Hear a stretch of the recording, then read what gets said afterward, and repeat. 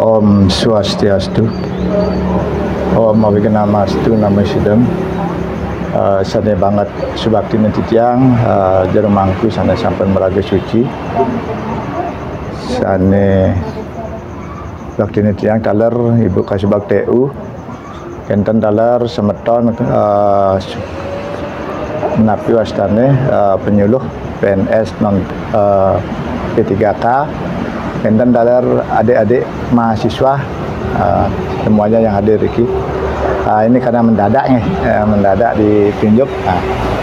Yang selaku kasih urusan agama Hindu akan menyampaikan terkait dengan program daripada Dirjen yaitu Kementerian Agama terkait dengan penurunan daripada tingkat angka perceraian termasuk stunting juga. Kalau kita lihat dari segi catur asrama, kalau kita lihat di sini pesertanya juga pas ini ada yang masih sedang belajar brahmacari ya, ada yang graste juga sudah ada sini, yang wanapraste, wanapraste sama biksuke nih. Tapi dia akan angkat satu yaitu yang terkait dengan gimana caranya mengatasi perceraian di rumah tangga. Mungkin Bapak Ibu di sini semua mengetahui bahwa di dalam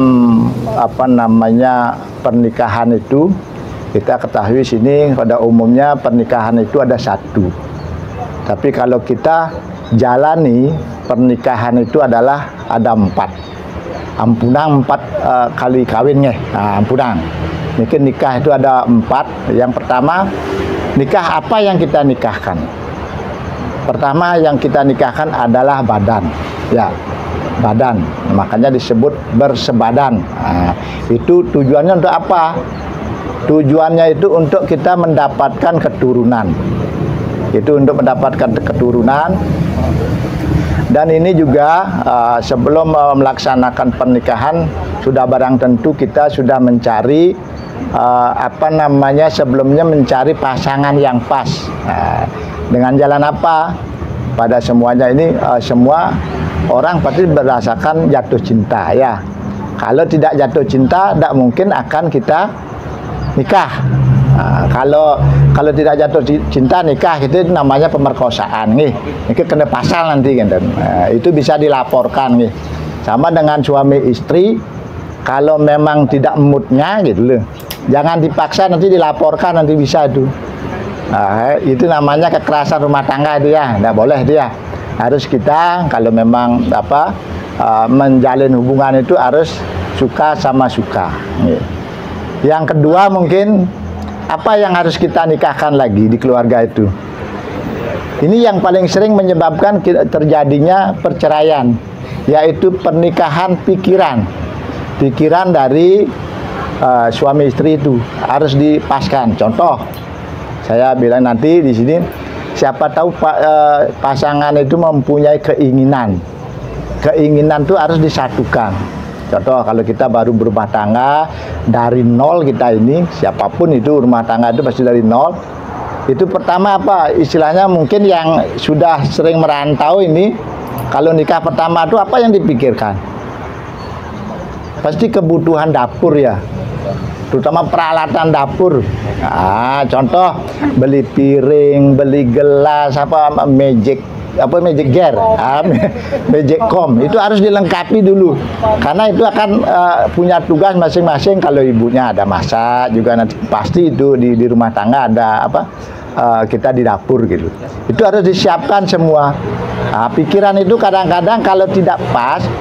Contoh ibunya mau beli perlengkapan rumah tangga, nanti bapaknya lain pemikirannya lagi. Nah, itu yang akan menyebabkan keributan. Makanya itu harus disatukan pemikiran itu. Kita biar selaras ya. Biar hubungan rumah tangga kita tuh harmonis nih. Terus yang ketiga, itu yang pertama tadi hubungan badan, kedua pernikahan pikiran. Yang ketiga, nah ini lagi, kalau laki-laki istilahnya kalau pada umumnya kita dianggap lebih kuat ya. Kalau dibilang itu maskulinnya itu kekuatannya itu ada pada diri seorang pria. Nih. Kalau yang ibu apa namanya? Feminim. Nah, feminim aja sana keluasan dia gitu. Keluasan. Gimana kita sekarang ini memadukan itu biar sama? Sekarang balik sekarang. Nah, biar yang maskulin itu menjadi bisa feminim. Nah, tapi jangan pakai rok di rumah atau daster, nggak boleh. Nih, nah, itu lain itu. Artinya kegiatan yang perempuan atau tugas dari perempuan itu bisa diambil oleh yang laki, gitu ya. Oleh yang laki. Apa sebabnya? Kalau kita sudah berkeluarga, dimanapun tinggal, ini pada umumnya yang sering terjadi orang-orang yang ngekos atau berantau, ya. Ini harus bisa, siapa tahu ibu yang perempuan umpamanya sakit, tidak bisa masak, minimal yang laki bisa masak, gitu ya. Kalau yang laki perempuan tidak bisa nyuci karena sakit, yang laki yang nyuci, ya. Jangan istilahnya kalau dilihat orangnya begitu tak kayak bangkung, nah itu salah itu. Itu namanya keluarga itu karena kita sudah menyatu, ya, sudah menyatu kita. Karena kita sudah disatukan, apapun pekerjaan laki perempuan itu dikerjakan bersama. Nih, contohnya sering kadang-kadang ibu baru melahirkan. Nah, selesai melahirkan tuh kalau normal dia kan tidak bisa langsung kerja dia. Tidak bisa langsung kerja. Ya harus dibantu oleh yang laki, ya, sampai mandikan istrinya gitu. Jangan nanti balu ini ada yang melihat, ini dikalahkan oleh yang perempuan. Bukan itu maksudnya, ya.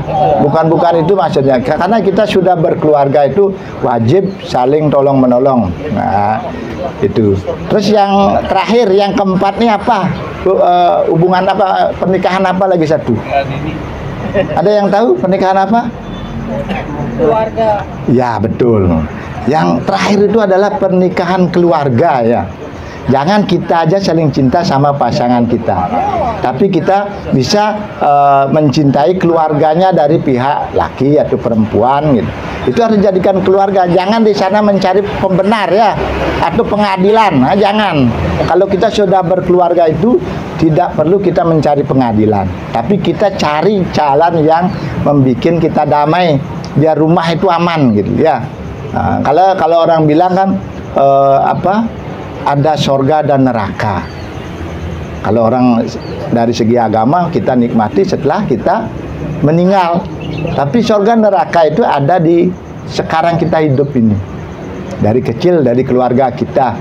Kalau keluarga sudah bisa setiap hari tersenyum, saling sapa, dengan itulah sorga kita.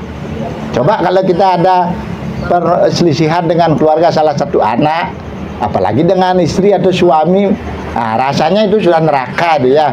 Rasanya tidak mau pulang, tapi ya tidak mau pulang kemana, karena rumahnya satu saja, sana kan pasti pulang gitu. Nah, lebih baik kita jaga hubungan kita itu biar tetap harmonis, ya. Walaupun dalam artian yang namanya kita keluarga itu seperti barang pecah belah, dapat meklentengan bedik-bedik gitu kan. Tapi jangan sampai pecah gitu nih. Harus jaga hubungan kita itu seperti sumpah kita atau janji kita. Kita harus menikah sekali nih. Menikah sekali. Nah, kalau kawin ini 4 kali, tapi nikahnya sekali nih. 4 kali nikah nih dalam artian seperti yang tadi bilang itu. Pertama kawin badan, kedua kawinkan pikiran, ketiga kawinkan kemampuan kita, keempat kawinkan keluarga kita. Kadang-kadang niki maaf kalau tiang niki untungnya gitu, ya, untungnya sudah menjalani semua dari Brahmacari, Gerahaste, sekarang sudah Wanuprastin, ya, udah mau memasuki gitu. Nanti Pak Pasak pensiun langsung biksu ke dia. Apalagi apa megang keleneng ragana pun siap artinya gitu. Ke Pak Jero malih nanti ini harus karena kalau di pernikahan itu juga itu nanti seperti hubungan yang terakhir, hubungan keluarga itu memang itu berat gitu. Kadang-kadang kalau sudah berumah tangga, kadang-kadang anak-anaknya tuh dicampuri oleh orang tuanya. Ya, kalau bisa nanti kalau orang yang sudah menikah itu sama dengan diri kita, coba kita rasakan bersama, kalau kita dicampuri oleh orang tua kita, senang nggak? Tadi tidak ya, karena kita ingin betul-betul menjadi kepala rumah tangga, menjadi ibu rumah tangga. Apa yang kita, seperti kita bawa sepeda motor atau bawa mobil, kalau yang laki sebagai supirnya, mau dibawa kemana mobil itu? Nah, itu harus di penumpangnya itu siapa? Anak-anak kita. Itu mau bawa kemana gitu. Itu terserah, daripada kalau orang tua yang lakinya sudah tidak benar jalannya, ya bisa aja mobilnya nyungsep kan gitu ya. Itu yang harus dipertahankan. Nah, ini sekarang terkait dengan program kita, karena di sini khusus untuk Bali itu peningkatan daripada perceraian itu, angka perceraian itu kan meningkat. Nah, mudah-mudahan kita sebagai aparatur sipil negara yang ada di Kementerian Agama juga kita berpesan, karena ini sangat berat gitu loh, sangat berat. Ini sebagai contoh. Nah, kalau ada teman-teman yang sudah berbuat gitu, kita ingatkan. Kalau dia ingatkan ya tetap gitu ya sudah, kita jangan mengikuti, jangan mencontoh ya. Itu biar kita betul-betul terjaga daripada kementerian kita di sini. Mungkin itu yang dapat sampaikan pada pagi hari ini. Mudah-mudahan ada yang bisa dipergunakan atau kita bisa contoh. Titiang akhir kata Titiang tutup dengan para mesanti. Om Santi Santi Santi Om.